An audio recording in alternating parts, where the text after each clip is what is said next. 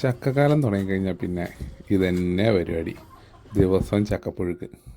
എന്തായാലും നമ്മുടെ ചക്കപ്പുഴുക്ക് ഉണ്ടാക്കുന്നതെന്ന് കാണാം.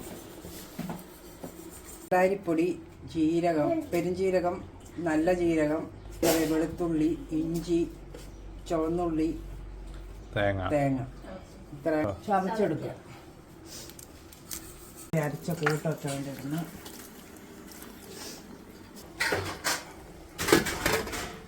പച്ച വെളിച്ചെണ്ണ,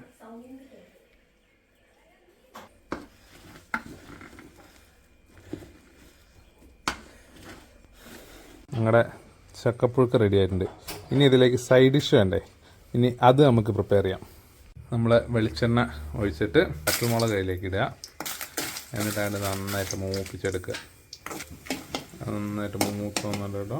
ഇനി അത് കോരി പ്ലേറ്റിലേക്ക് മാറ്റാം. ഈ ചുവന്നുള്ളി വെളുത്തുള്ളിയും കൂടെ എടുത്ത് വെച്ചിട്ട് ഇനി അത് നന്നായി മൂപ്പിക്കാം. അതിലേക്ക് ഒരു ഇത്തിരി വാളംപുളി ഇട്ടെടുക്കാം കേട്ടോ. അവിടെ വെളുത്തുള്ളിയും ഇതെല്ലാം മൂത്ത് വന്നിട്ടുണ്ട്. നമുക്കതും കോരി മാറ്റി വയ്ക്കാം. ഇനി ഇത് ചൂടാറിയതിന് ശേഷം മിക്സിയുടെ ജാറിലേക്ക് ഇട്ടിട്ട് അരച്ചങ്ങ് എടുക്കണം. അതിൻ്റെ കൂടെ ആവശ്യത്തിന് ഉപ്പും കല്ലുപ്പും ചേർത്ത് കൊടുക്കുക. എന്നിട്ട് അരയ്ക്കാം.